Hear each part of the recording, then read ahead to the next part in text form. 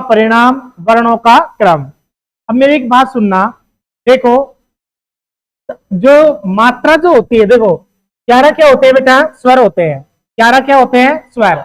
और 33 क्या होते हैं, व्यंजन। क्या होते हैं बेटा, व्यंजन। हिंदी में जो मात्रा गिनी जाती है वो किसकी गिनते हैं, स्वरों की। व्यंजनों की कोई मात्रा नहीं होती। अब देखो जैसे स्वर 11 है, इसमें क्या है बेटा, एक ए है, एक क्या है, आ है, और एक क्या है बेटा,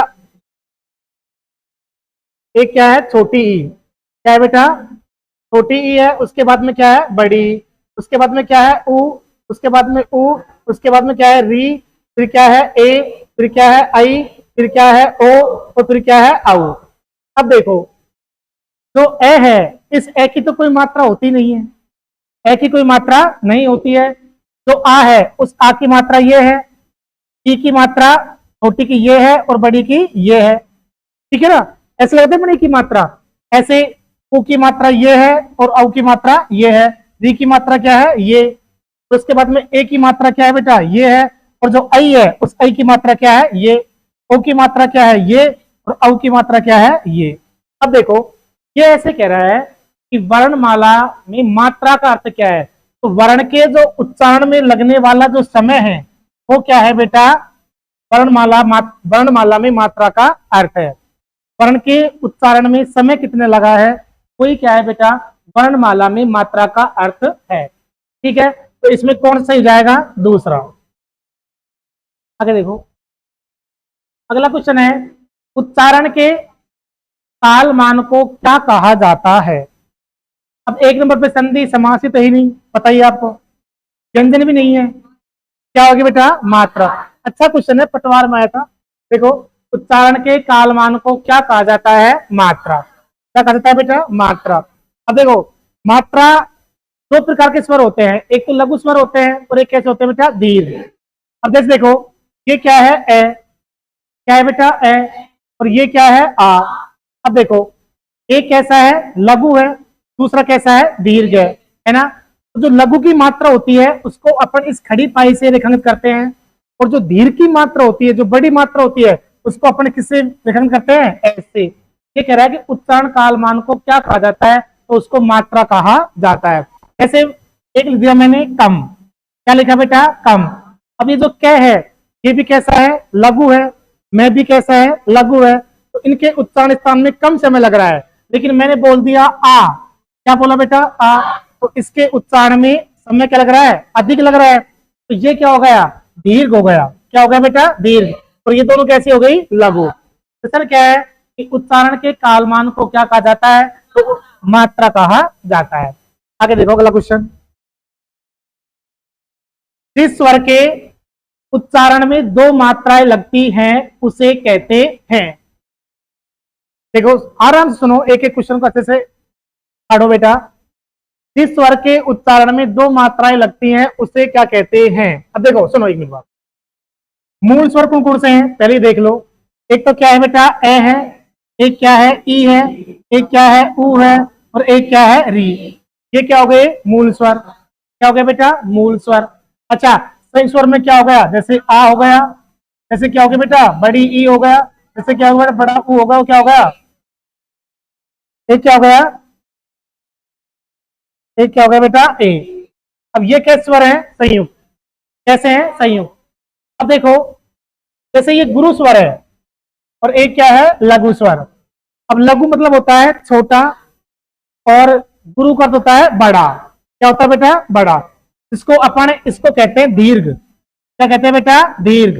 अब ये ऐसे कह रहा है कि जिस स्वर के उच्चारण में दो मात्राएं लगती हैं उसे कहते हैं, तो उसे अपन क्या कहते हैं बेटा, गुरु स्वर कहते हैं। कैसे कहते हैं, गुरु स्वर। क्यों कहते हैं, जैसे देखो ये आ है। क्या है बेटा, आ। तो इसमें क्या है, ए है, और इसमें क्या है, आ है। अब क्या बनता है बेटा, आ। क्या बनता है, आ। मैं तुमको अभी बताया कि जो मात्रा छोटी होती है उसको किससे परिभाषित करते हैं बेटा, इससे।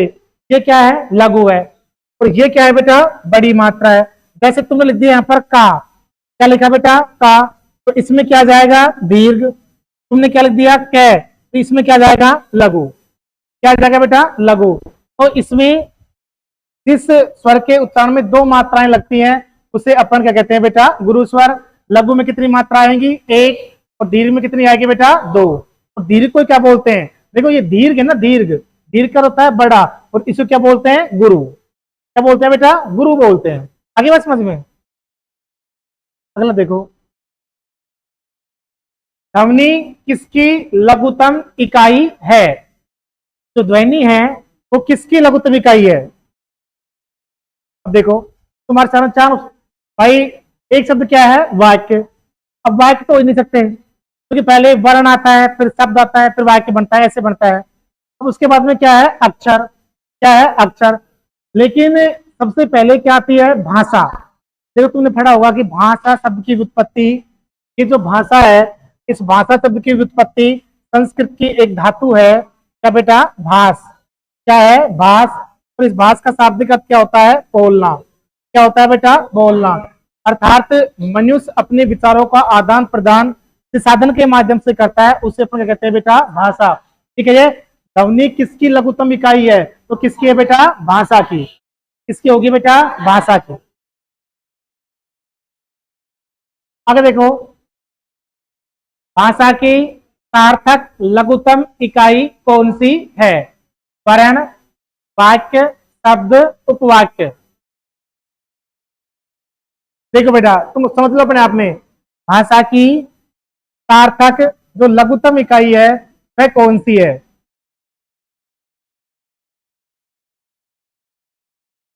वर्ण। क्या है बेटा? वर्ण। शाबाश। आगे देखो, अब ये देखो, हाँ मुझे पता है तुम्हारी तैयारी बहुत अच्छी है, पहले कह रहे हो ओस्ट ओस्ट। देखो, फ और फ का उच्चारण स्थान कौन सा है? अब ओस्ट हो गया, लेकिन तुम मेरी बात है उसको सुनो। देखो, ये क्या है? कंठ। इसमें क्या आता है? एकु है, एकु है, विष, दर, नी, या, नाम। कंठ है। क्या होता है बेटा? कंठ है। एकु है, विषजन्य नाम, कंठ है। इसका मतलब क्या हुआ? ए, और क्या हुआ बेटा? आ, और क्या हुआ? कै वर्ग, और क्या हुआ बेटा? है, और क्या हुआ? विसर्ग। इनका उच्चारण स्थान कहां से होता है? कंठ से। अच्छा इधर क्या दे रखा है? तालव्य। इसमें क्या है? ईचू, कै, का, नाम। ईचू ऐसा नाम, तालु। इसका मतलब क्या हो गया? छोटी ई और बड़ी ई, और क्या हो गया बेटा? स वर्ग, और क्या हुआ? यह, और क्या हुआ? से। इनका उच्चारण स्थान कहां से होता है? तालु से। अच्छा अब इधर क्या है? दंत है। इसका मतलब क्या है? ऋतु, लसा, नाम, दंत है। क्या है बेटा? दंत है। इसका मतलब लृल, और क्या बेटा? तय वर्ग, और क्या बेटा? ल, और क्या? स। इनका उच्चारण स्थान कहां से होता है? तालु से होता है। ठीक है ना? अब क्या बचा तुम्हारे पास? ओष्ठ। तो पे और फे का उच्चारण कहां से होगा बेटा? ओष्ठ से होगा। आप एक बार उच्चारण कर लो, बोलो पे, बोलो फे। तो उच्चारण कहां से हुआ है? ओष्ठ से हुआ है। ठीक है। अगला क्वेश्चन देखो। हाँ, बहुत अच्छा क्वेश्चन है जिससे मैं पूछू बताएगा। किस क्रम में तालव्य व्यंजन नहीं है? किस क्रम में तालव्य व्यंजन नहीं है? देखो, एक मिनट, भैया कुछ प्रॉब्लम है? नहीं तो आराम से बैठा रहे। ठीक है ना? देखो, किस क्रम में तालव्य व्यंजन नहीं है? अभी तुमने पढ़ा था सूत्र, ईचू, कैसा नाम, तालु। यानी कि ई ई, से वर्ग, ये और से, इनका उच्चारण कहां से होता है? तालु से। अब ये कह रहा है कि जो नहीं है तालु से वो देखा तुमको, तो तालु से नहीं है। अब तुम देख लेना, एक बार तुम देख लेना। देखो, इसमें है ईचू, ये, का, नाम। ईचू ऐसा नाम, तालु। अब देखो, इसका मतलब क्या हो गया? ई, और क्या बेटा? ई, और क्या बेटा? से वर्ग, और फिर क्या है? ये, और फिर क्या है? से। अब देखो, इसमें यह भी आ रहा है, से भी आ रहा है, से भी आ रहा है। क्या हो जाएगा? क्या का उच्चारण स्थान क्या है? क्या का उच्चारण स्थान कंठ है। क्या है बेटा? क्या का उच्चारण स्थान क्या है? कंठ। और पै फै का उच्चारण स्थान क्या है? ओस। क्या है? वैसे तुम्हारा वर्णमाला का जो टॉपिक बहुत अच्छा है, मुझे पता है तुम गलत नहीं करोगे, कंफर्म करो गलत नहीं करोगे। अब देखो ये प्रश्न जो आ रहे हैं ना, आप देख लो, पटवार जैसे पेपर मारे हैं, तुम्हारा तो पेपर वैसे बड़का होगा, तो कोई दिक्कत नहीं। हाँ अब देखो, बहुत अच्छी बात है, बहुत अच्छा क्वेश्चन आया है। देखो, स्पर्श व्यंजनों का उच्चारण स्थान के आधार पर कितने भागों में बांटा गया है? कितने भागों में? देखो, जिन ध्वनियों का, एक मिनट सुनना, पूरी बात सुन लो। जिन ध्वनियों का उच्चारण स्वरों की सहायता से होता है उन्हें क्या कहते हैं? व्यंजन। क्या कहते हैं बेटा? जिन ध्वनियों का उच्चारण स्वरों की सहायता से होता है उन्हें क्या कहते हैं? व्यंजन। व्यंजन होते कितने हैं? 33। कितने होते हैं बेटा? 33। कितने भागों में बांटा है? 3। 3 भागों में। कितने भागों में बेटा? नंबर 1 पर स्पर्शी व्यंजन, कौन से बेटा? स्पर्शी व्यंजन। नंबर 2 पर क्या है? अंतःस्थ व्यंजन। क्या है बेटा? अंतःस्थ व्यंजन। और नंबर 3 पर क्या है बेटा? ऊष्म व्यंजन। कौन सा व्यंजन बेटा? ऊष्म व्यंजन। देखो अब सुनिए, जो स्पर्शी व्यंजन है वो कितने होते हैं? 25। कितने होते हैं बेटा? 25। अंतःस्थ व्यंजन कितने होते हैं? 4। और ऊष्म व्यंजन तो 25 और 4 29 और 4 33। टोटल व्यंजन कितने होते हैं बेटा? 33। अब ये क्या कह रहा है? स्पर्श व्यंजन, ये ना, मैं तुमको बताया ना कि स्पर्शी व्यंजनों को 5 भागों में बांटा गया है।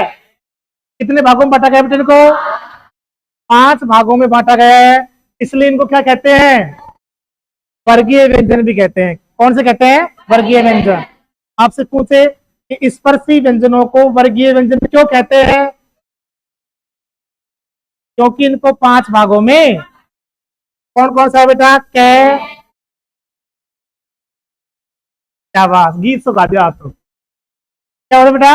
कै, चे, टे, टे। ठीक है, तो इसमें क्या हो जाएंगे बेटा? 5। क्या हो जाएंगे? 5। सारा सोल्यूशन हो रहा है अच्छे से, कोई दिक्कत नहीं आ रही आता तो? अब आएगी नहीं तुम दिक्कत वैसे भी, क्योंकि तुम आगे देखो 23। हाँ बहुत अच्छा, इसमें तो बता देगा ना, तो बहुत दिमाग लगाना है थोड़ा ना। देखो कौन सा हो गया? 3 नंबर का। अगला क्वेश्चन देखो, उच्चारण स्थान की दृष्टि से कौन सा व्यंजन तालव्य है? उच्चारण स्थान की दृष्टि से कौन सा तालव्य है? कौन सा बेटा? जय। आप तुम बहुत अच्छे उत्तर दे रहे हो। अच्छा सुनो, तय का क्या है? दंत। तय का क्या है? ओष्ठ। क्या है बेटा? ओष्ठ। तय का क्या है? दंतोष्ठ। कौन सा है? और जय का क्या है? तालु। क्या है बेटा? तालु। अगला देखो, निम्नलिखित ध्वनियों में बताइए कि कौन सा ओष्ठ नहीं है। ये बेटा एक बार जो ये ध्यान कर लेना, है और नहीं है, इसको जरूर से पढ़ना एक बार, है ना। जो ओष्ठ से नहीं है, कौन सा है? आपको पता है कि ऊ ऊ, क्या बेटा? एक तो ऊ और एक क्या बेटा? ऊ, और साथ में क्या? पै वर्ग। इनका उच्चारण स्थान कहां से होता है? ओष्ठ से। किस किसका? ऊ ऊ पै वर्ग, इनका उच्चारण कहां से होता है? ओष्ठ से होता है। ठीक है, तो इसमें क्या हो जाएगा? न। अब देखिए, ये तो बहुत अच्छा प्रश्न है। हाँ, क्या आएगा इसमें? वृत्ताकार। जिन स्वरों के निर्माण में ओष्ठ गोलाकार हो जाते हैं उसे क्या कहते हैं? वृत्ताकार। क्या कहते हैं? जब मैं तुम बताया कि ओष्ठ के आधार पर स्वर के 2 भेद होते हैं, एक तो कौन सा? वृत्ताकार, और एक कौन सा? अवृत्ताकार। जैसे ऊ ऊ है, ये क्या है बेटा? वृत्ताकार है। आगे चलो, हिंदी वर्णमाला में मूल स्वर कितने होते हैं? कितने होते हैं? और संधि स्वर और मूल स्वर और संधि स्वर, टोटल स्वर कितने भागों में बांटा? कौन कौन से मूल स्वर और सोच रहा तुम्हारी तैयारी खा पहुंचेगी। देखो बेटा, अच्छा मूल स्वर कौन कौन से हैं?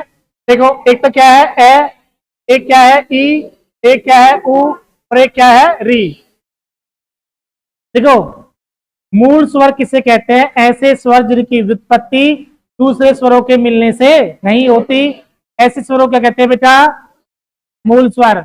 एक कौन से होते हैं? संधि स्वर। संधि स्वर किसे कहते हैं बेटा अपन? जब सहजातीय और विजातीय स्वरों को आपस में, तो उसे क्या कहते हैं? तो संधि स्वर होते कितने हैं?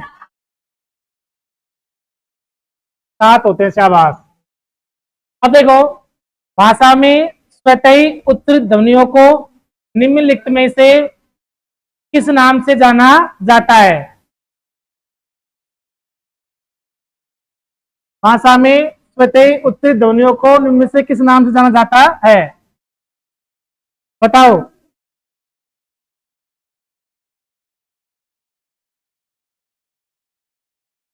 स्वर क्या होता है बेटा? क्योंकि स्वर का शाब्दिक अर्थ क्या होता है? स्वतंत्र।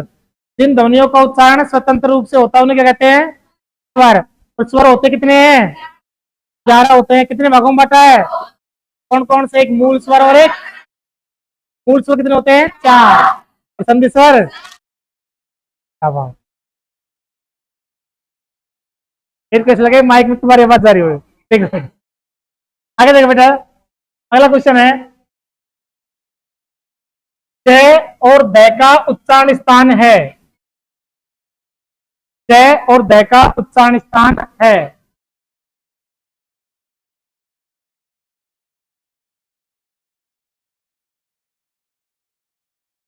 एक मिनट, अब देखो सुनो, एक मिनट दिमाग लगाओ। एक मिनट दिमाग लगा लो, थोड़ा सा दिमाग लगा लो। ऐसे तुम देख लो, इसमें जोड़ा दिया है, जोड़ा दे रखा है इसमें। जोड़ा सबका बनता है, तुम्हारा बनेगा नहीं बने बन जाएगा। देखो बेटा, अरे जोड़ा तो बनेगा, इसमें क्या है? किसी का आप बन जाएगा, किसी के पहले बन जाता है, फिर लास्ट चलता है। देखो लास्ट में टूट जाता है फिर बनता है। आगे देखो बेटा, देखो सुनो, ये जो जय है इसका उच्चारण स्थान तो क्या है बेटा? तालु। और दै का क्या है? क्या है? सॉरी, दंत है। क्या है बेटा? अब देखो इसमें तालु दंत आ रहा है कहीं पे? 4 नंबर सही है। 4 नंबर क्या है? सही। क्योंकि सूत्र क्या है? इचु यसानाम तालु, लट्टू लसानाम दंत है। तो इसका दै का कहां से होता है? दंत से। और जय का कहां से होता है? तो क्या हो गया? तालव्य दंत है। इसमें देखो, तुमने इसको बहुत अच्छे से पढ़ रखा है, तो तुमको प्रश्न बहुत अच्छे से उत्तर दे रहे हो ना, बहुत अच्छी बात है बेटा, थैंक यू। देखो, हाँ अब देखिए, देखो इसको बताना, कौन सा बताएगा? देखो बेटा, नहीं एक बार सोच लो बेटा, एक बार ढंग से। आप पहले उत्तर मत दिया करो बेटा।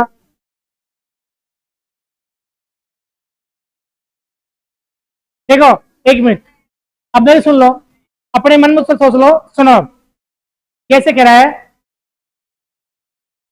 हाँ जी, देखो ऐसे कह रहे कि स्वर तंत्रियों में कंपन के आधार पर हिंदी वर्णमाला के व्यंजनों के 2 वर्ग बनते हैं।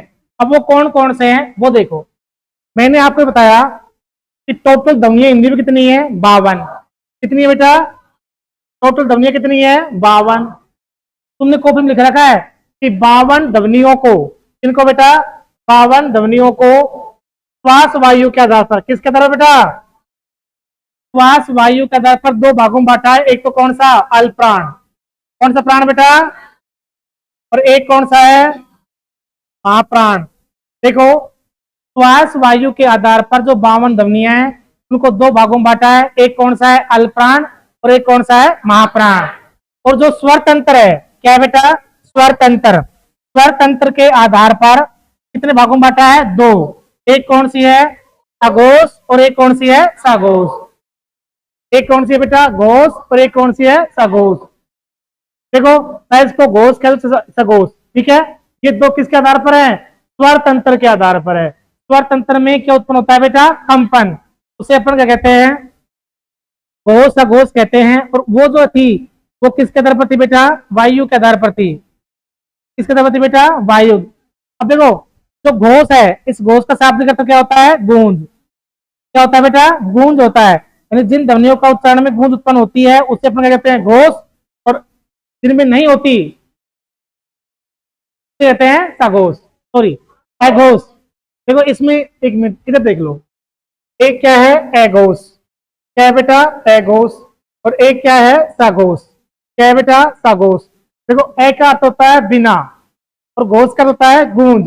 जिन ध्वनियों के उच्चारण में गूंज उत्पन्न नहीं होती उसे अपन क्या कहते हैं? अघोष। और जिसमें होती है उसे कहते हैं बेटा? सघोष। कोई बात आ गई? सघोष अल्प प्राण है। एक बेटा सघोष अल्प प्राण कौन सा है? सघोष का शाब्दिक क्या होता है? गूंज सहित। क्या होता है बेटा? गूंज सहित।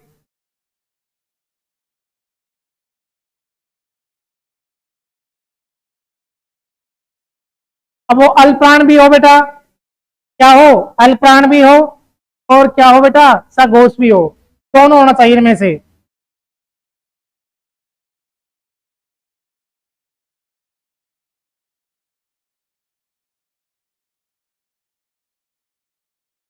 अब सुनो, एक मिनट देखो, बिल्कुल चुप रहना एक मिनट।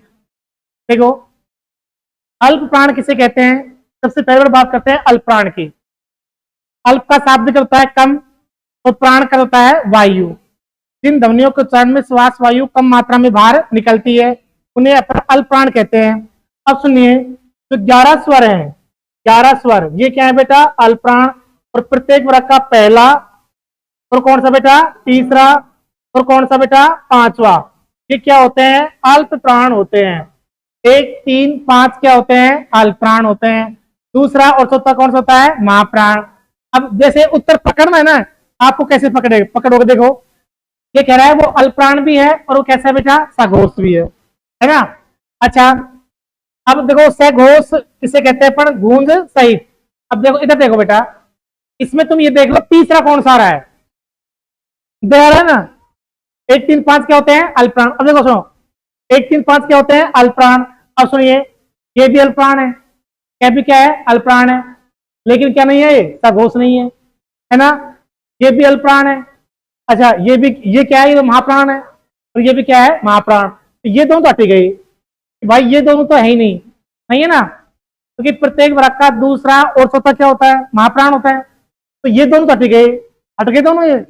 अब तुम्हारे पास क्या बचा? कै, और क्या बचा? डे। लेकिन बेटा जो घोष वर्ण होते हैं, क्या होते हैं बेटा? अघोष जो होते हैं, इसका अर्थ क्या होता है? घोष सहित। उसमें क्या होता है? अघोष में क्या होता है? तीसरा, चौथा और पांचवा वर्ण आता है। क्या आता है बेटा? तीसरा आता है। कौन सा आता है बेटा? तीसरा भी आता है। और कौन सा आता है बेटा? चौथा भी आता है। और कौन सा आता है बेटा? पांचवा भी आता है। कौन सा आता है? कौन सा आता है बेटा? पांचवा भी आता है। तीसरा, चौथा,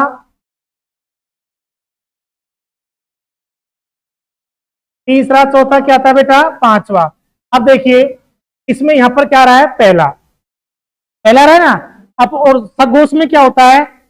तीसरा, चौथा, पांचवा। और अल्पप्राण क्या होते हैं? एक तीन पांच। तो वो नियम किस पर लग रहा है बेटा? दै पे। कहते भी है कि अल्पप्राण तो है लेकिन सघोष नहीं है। सघोष में कौन कौन आते हैं? तीसरा, चौथा, पांचवा। तो ये कौन सा बेटा? तीसरा भी है ना? तो तीसरे में अल्पप्राण भी हो गया, और कौन सा हो गया? सघोष भी। तो कौन सही है? ये अल्पप्राण तो है लेकिन क्या नहीं है बेटा? ये सघोष नहीं है। क्या नहीं है बेटा? सघोष नहीं है। अच्छा ये तो दोनों महाप्राण ही तो है नहीं, दस में सही हो जाए। आगे देखो बेटा, अगला क्वेश्चन है, हाँ, किस क्रम में विवर्त स्वर है?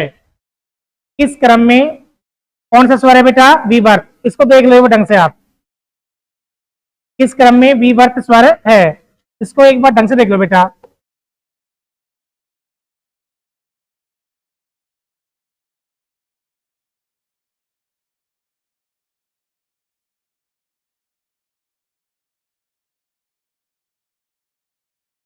देखो ये तुमने कर नहीं रखे ऐसे, तुमको मैंने करवा नहीं रखे, उसमें से स्वर में से छूट गए, लेकिन मैं तुमको बता देता हूँ बेटा। एक होता है संवर्त स्वर, कौन सा होता है? संवर्त स्वर। और एक होता है बेटा अर्ध संवर्त स्वर, कौन सा होता है? अर्ध, सब नोट डाउन कर लेना, अर्ध संवर्त स्वर, है ना। और एक होता है बेटा विवर्त, क्या होता है? विवर्त स्वर। एक क्या होता है बेटा? विवर्त स्वर होता है। एक क्या होता है? संवर्त स्वर, और एक क्या होता है? विवर्त स्वर। अब देखो, ये एक मिनट सामने देख लेना, फिर बात बता लेना। ये जो संवर्त है ना, इसका अर्थ होता है कम। क्या होता है बेटा? कम। अर्ध संवर्त है, इसका अर्थ होता है थोड़ा अधिक। क्या होता है बेटा? थोड़ा अधिक। अच्छा, इसके बाद में विवर्त का अर्थ होता है अधिक। क्या होता है बेटा? अधिक। ठीक है, उसे क्या कहते हैं बेटा? विवर्त कहते हैं। अब देखो, जो संवर्त स्वर है इसमें क्या आता है? एक तो आता है बेटा ई, और एक क्या आता है बेटा? ई, और एक क्या आता है? उ, और एक क्या आता है? उ। ये किस में आते हैं? संवर्त में। और जो अर्ध संवर्त है इसमें क्या आता है? एक तो आता है ए, क्या आता है? ए, और एक क्या आता है? आई, और एक क्या आता है बेटा? ओ, और एक क्या आता है? औ, है ना। और जो विवर्त है इसमें क्या आता है? आ। क्या आता है? आ। अब देखो प्रश्न क्या कह रहा है कि किस क्रम में विवर्त स्वर है? कितने कितने भाग में बांटे? तीन। संवर्त स्वर, संवर्त स्वर, संवर्त में क्या होता है? कम, अर्ध संवर्त में थोड़ा अधिक, और विवर्त में अधिक। अब होता क्या है कि जब संवर्त, एक बार सुन लेना उसके बाद लिख लेना। संवर्त का जब अपन उच्चारण करते हैं संवर्त स्वर में, तो जो मुंह है ना कम मात्रा में बाहर निकल खुलता है। कैसे? देखो, बोलो ई, ई, उ, उ। अब तुम्हारा मुंह कम खुला है, लेकिन जैसे आप अर्ध स्वर में क्या होता है? अर्ध स्वर में थोड़ा अधिक। अब बोलो ए, आई, ओ, औ, यानी कि पहले वाले से अधिक खुला है, और विवर्त में सबसे अधिक खुलता है। बोलो आ बोला तो अधिक खुला ना बेटा, तो ये क्या है? विवर्त, इसमें क्या है? आ है। आराम से, एक संवर्त स्वर होता है, एक अर्ध संवर्त होता है, और एक क्या होता है? विवर्त स्वर। संवर्त स्वर में क्या होता है? कम, अर्ध संवर्त स्वर में थोड़ा अधिक, और जो विवर्त है इसमें क्या होता है बेटा? अधिक। तो ये क्या है? आ। उत्तर क्या जाएगा? आ। इसको उतार लो एक बार।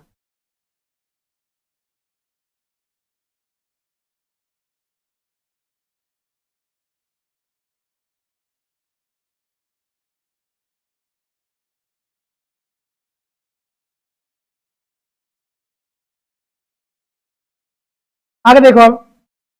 हाँ, अब दोबारा देख ले बेटा, ये दोबारा वही क्वेश्चन आ गया सेम। देखिए, खगोश व्यंजन नहीं है। खगोश व्यंजन किसमें नहीं है?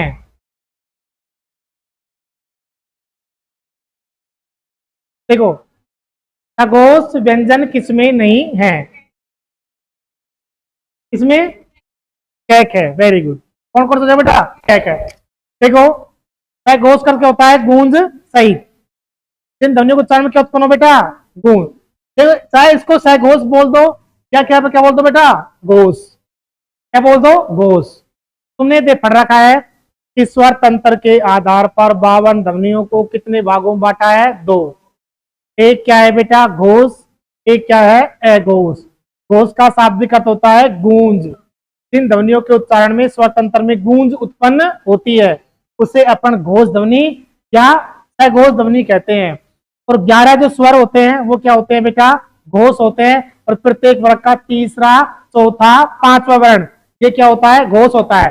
अब सुनो, यहाँ भी ये कौन सा नंबर का है बेटा? चौथा नंबर का है, पांचवा नंबर का है। ये कौन सा नंबर का है? चौथा नंबर का, सॉरी तीसरा का, चौथा का। ये कौन सा है? तीसरा का, चौथा का। लेकिन ये दोनों कौन से हैं? पहला और दूसरा घोष में आता नहीं। तो इसका मतलब तुम्हारा ये पहला वाला जो आंसर है ये बिल्कुल क्या है बेटा? सही है। इसमें देखो, महाप्राण वर्ण कौन कौन से हैं? महाप्राण वर्ण कौन कौन से हैं? देखो बेटा, महाप्राण वर्ण कौन कौन से हैं?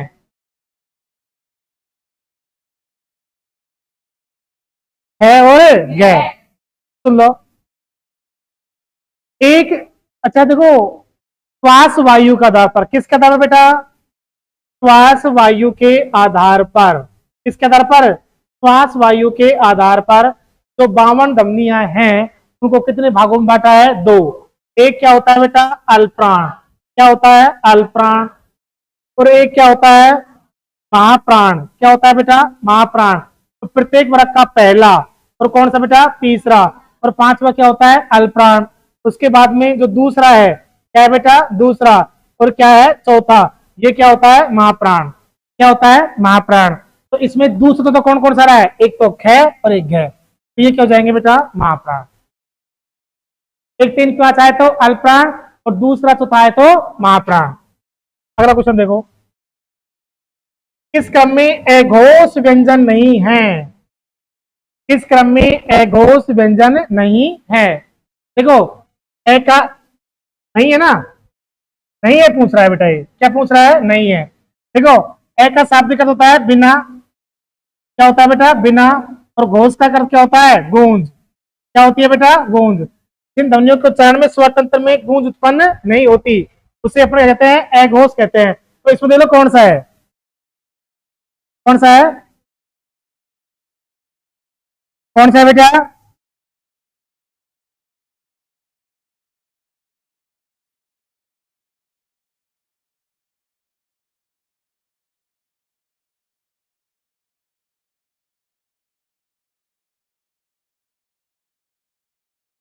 ये पूछो इसमें अघोष नहीं है।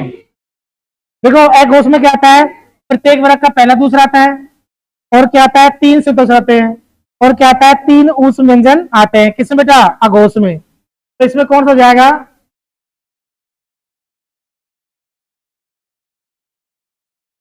देखो सुनो, 1 मिनट सुनो, 1 मिनट।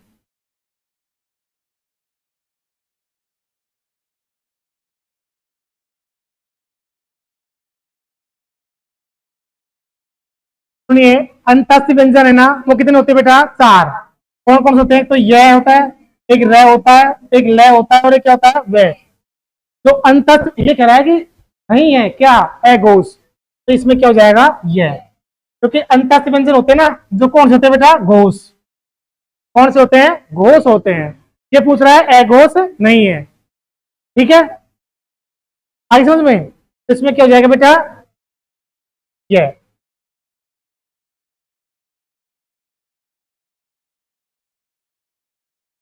आगे देखो, किस क्रमांक में अघोष व्यंजन है?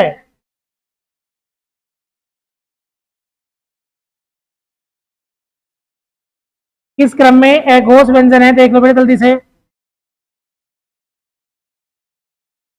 कौन सा है? पहले नंबर का। क्योंकि प्रत्येक वर्ग का पहला दूसरा क्या होता है बेटा? अघोष। और दूसरा चौथा कौन सा होता है? तीसरा चौथा पांचवा कौन सा होता है बेटा? घोष। तो इसमें क्या हो जाएगा? नंबर 1 सही है ना? 1 से ना? सही है बिल्कुल। तुम कह रहे हो, देख लो। सही है, शाबाश। पहला क्या है इसमें? सही है। आगे देखो, 40। किस क्रमांक में सघोष व्यंजन है?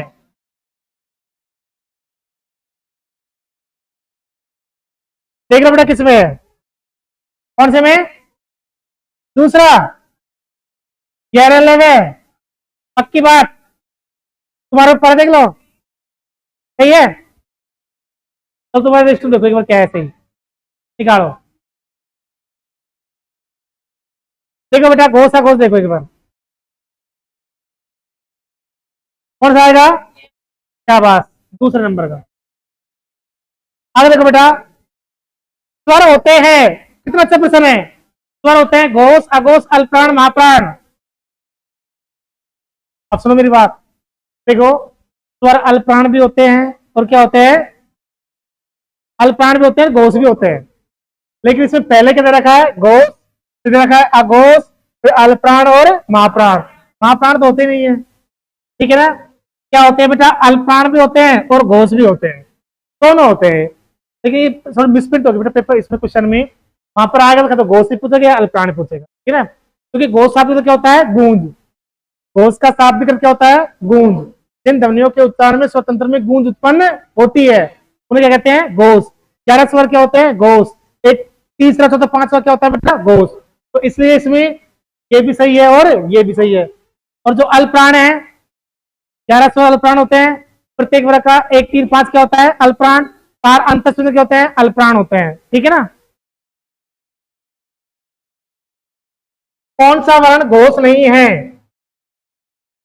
सीधा सा बिल्कुल। कौन सा वर्ण घोष नहीं है, घोष का शाब्दिक अर्थ क्या होता है बेटा, गूंज। अब किसमें नहीं है वो देख लो, है दूसरा नंबर है, वेरी गुड। 43 देखो, महाप्राण वर्ण है, बहुत सीधा है। इनमें से महाप्राण वर्ण कौन सा है, बहुत सीधा है। पलक झपकते उत्तर आना चाहिए इसका, तो कौन सा है, वेरी गुड बेटा, सही है। क्योंकि महाप्राण में क्या आते हैं, जो ऊष्म व्यंजन है ना, कौन से व्यंजन बेटा, ऊष्म व्यंजन क्या होते हैं, महाप्राण। कौन कौन से, स, स और है। इसमें क्या रहा है, स। शाबाश। आगे देखो, किस क्रम में अल्पप्राण है, बहुत सीधा बेटा, जल्दी देख लो। किस क्रम, देखो अब सुनो मेरी बात, ये नहीं है, ये नहीं है और ये नहीं है। अब देख लो ना, ये दूसरा है, होते क्या है, 1 3 5। तो यहां पर भी नहीं है 1 3 5, यहां पर है, यहां पर है, गलत है, सही नहीं है। देखो सुनो, एक मिनट सुनो। अल्प प्राण में क्या होता है, अल्प का शाब्दिक होता है कम, प्राण का होता है वायु। जिन ध्वनियों के उच्चारण में श्वास वायु कम मात्रा में बाहर निकलती है उसे अल्प प्राण कहते हैं। प्रत्येक वर्ग का पहला तीसरा पांचवा क्या होता है बेटा, अल्प प्राण। 11 स्वर क्या होते हैं, अल्प प्राण, ठीक है। 11 स्वर अल्प प्राण हो गए, प्रत्येक वर्ग का 1 3 5 अल्प प्राण हो गया, और 4 अंतस्थ व्यंजन क्या हो गए, अल्प प्राण। क्या हो गए बेटा, अल्प प्राण। देख लीजिए, इसमें ये क्या है, अंतस्थ व्यंजन है, और ये पहला है, तो ये क्या है, अल्प प्राण है। आगे देखो, वर्तस्य ध्वनि है। देखो, इसमें मैं बताऊं आपको, ये प्रश्न डिलीट हो गया था बेटा, इस पर स्टार लगा हुआ था। इसमें ले भी है और सह भी है, एक साथ दो उत्तर थे, तो प्रश्न पर लगा दिया स्टार और इसको कर दिया डिलीट, ठीक है। वर्तस्य ध्वनि मतलब होते है जो दांत से बोलती है। अब बोलो आप, ले और सह, मतलब वर्तस्य किसे कहते हैं, सुनो। जो वर्तस्य कहते किसे हैं, ये देख लो आप, ये जो वर्तस्य है ये अपन कहते किसे हैं, इसको देखो। जो तुम्हारे ऊपर के दांत है ना, इनका जो भीतरी मसूड़ा है उसको अपन क्या बोलते हैं, वर्तस्य। क्या बोलते हैं बेटा, वर्तस्य। अब आप बोलो ले, ले का उच्चारण किया, आपकी जिह्वा का अग्रभाग दांत के स्पर्श किया है, दांत के ऊपर वाले दांत के जो भीतरी मसूड़ा है उसको स्पर्श किया, बोलो ले। बोलो से, दोनों कर रहा है ना, इसमें ले भी है और सह भी है, एक साथ दो उत्तर थे, तो प्रश्न क्या कर दिया, डिलीट। आगे देखो, किस क्रम में घोष वर्ण नहीं है, किस क्रम में घोष वर्ण नहीं है, किसमें नहीं है बेटा, जल्दी बोलो, इसमें है, वेरी गुड। तो क्या कौन सा है, पहला। 1 3 5 तो किसमें आते हैं, अल्पप्राण में, घोष में क्या आते हैं, तीसरा चौथा पांचवा। तो तय क्या है, पहला। मतलब ये भी कौन सा है, तीसरा, ये भी कौन सा है, तीसरा, और जो अंतस्थ होते हैं वो होते ही है। देखो बेटा, ये पूछ रहा है, नहीं है। आगे देखो, किस क्रम में अघोष व्यंजन है, अघोष कौन सा है, कैक है, कौन सा बेटा, कैक है, शाबाश। आगे देखो, निम्न में से घोष वर्ण कौन से हैं,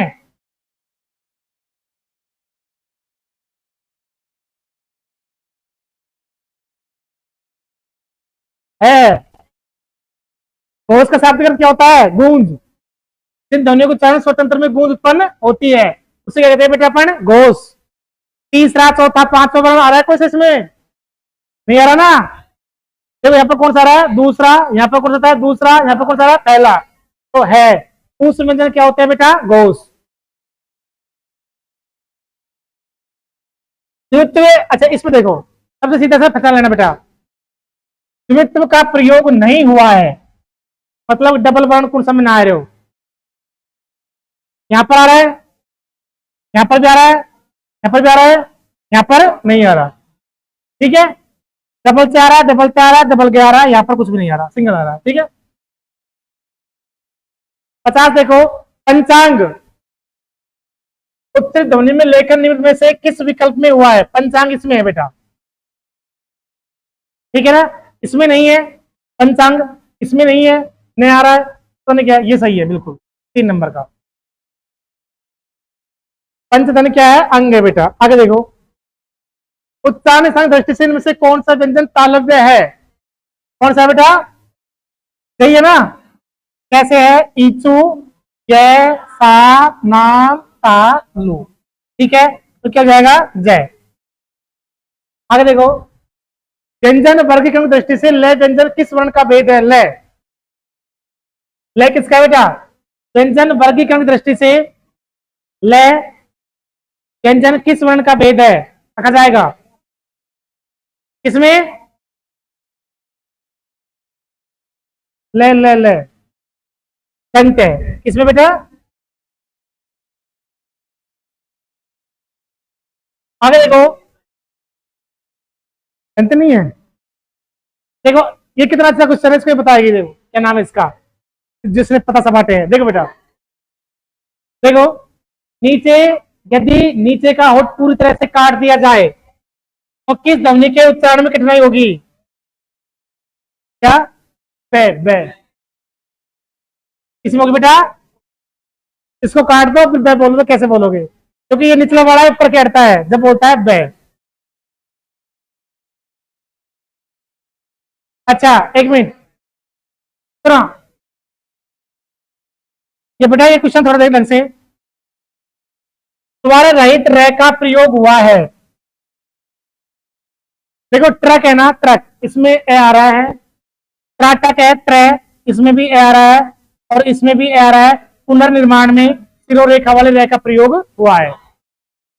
तो पुनर्निर्माण शब्द बेटा, इसमें सिरोरेखा वाले रह का प्रयोग हुआ है, तो इसमें ये सही है। बाकी सब में क्या रहा है? स्वर। निम्नलिखित में से कौन सी बात गलत है? देखना बेटा कौन सी बात गलत है। सगोश महाप्राण दंत्य है, सही है। सगोश ओष्ठ है, अगोश तलव है, ख कंठ है, महाप्राण अगोश है, सही है। कौन सा गलत है? महाप्राण है, अल्पाण।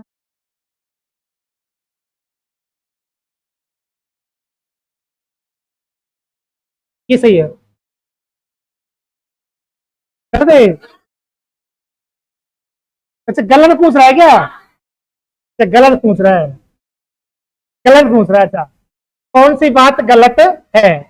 ये तो सही है बेटा, ये पूछ रहा है कौन सी बात गलत है, तो ये तो सही है इसमें। तो कैसे? सुनो सुनो, है फिर थे फिर, सही है, सही है। है में मात्रा। देखो ये महाप्राण है और कौन सा है? सगोश। तीसरा चौथा पांचवा सही हो जाएगा तो। अच्छा ये क्या है? ये क्या है? महाप्राण है और ये गलत है, ये वाला गलत है। 56 देखो, द्वित का प्रयोग किया गया, वो डबल आ गया।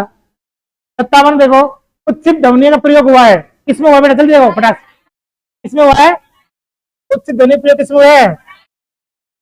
लास्ट क्वेश्चन हो देंगे। हाँ, उच्चारण की प्रकृति और प्रयत्न के अनुसार हिंदी में डेड है। कौन सी बेटा? उच्चित है। कौन सी है? Last question. क्या करना है आपको सबको? सब्सक्राइब करना है ना? Very good.